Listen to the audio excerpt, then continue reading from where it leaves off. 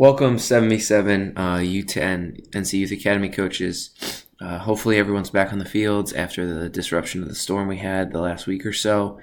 So now as we are able to return our attention and focus to our players, families, and our coaches, let's look at the session topic, the fifth one in our series this fall. And as we do that, we're going to think about how we can prevent and deny the other team from creating chances. So we want to stop the opponent from building up in our own half as they look to create chances. The tangible player actions that we're going to focus upon are going to be pressure and support, making it compact, and keeping it compact. And then those intangible key qualities that we're going to reinforce are the player's ability to read the game, focus, and take initiative.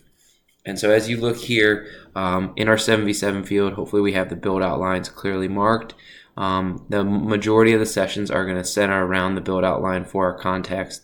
So in our small-sided game here, we've just got the games going on at the same time.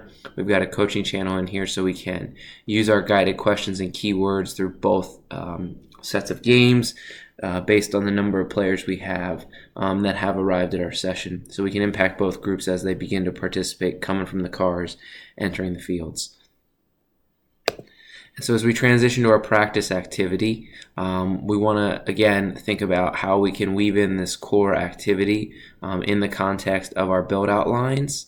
So that way, when we think about our topic, the opposition looking to create chances or building up in our own half, that's going to start just above our half line, because those are going to be some visual cues or triggers for actions that we're going to want to try and think about or consider.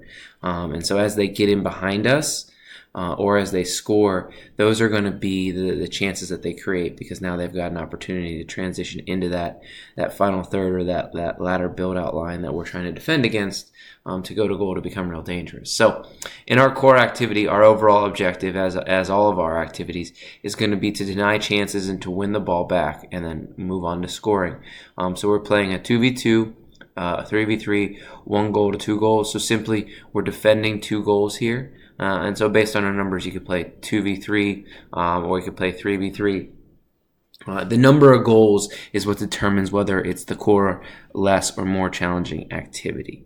So then if you shift here to our less challenging activity, we've got 1 goal we're defending because that puts less stress on us as the opposition or the defense when we're trying to win the ball back. And then the more or most challenging activity, we're playing a 4-goal game, so each team has a chance to score, but we're playing numbers down to try and stress the opposition. So how do we pressure the ball? When do we pressure the ball? Let's make it compact. Let's stay compact and work together. Who should pressure the ball? And then where can you move if you're not pressuring, or when do you move if you're not pressuring in our more challenging activity? And all this gets assessed, or it gets retested, as we know, in our play 2 phase. So we've got our build out lines. We've got our functional formation here. We're playing 6v6. And we're still focusing on some of these keywords as well as our guided questions as we assess and observe during this phase. And then, while that's going on, through each phase or each level of the session, we're thinking about the 5 elements. Did I organize this right? Space, size. Is there direction?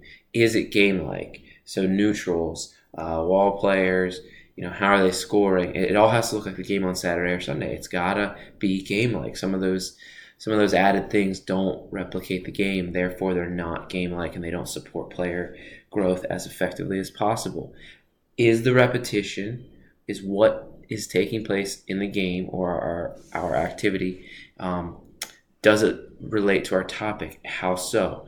And then is it too easy? Is it too hard? We want to consider those things because the way we learn is by optimal levels of stress and anxiety versus too much or lack thereof. And then what's the most effective way we can coach or support player development?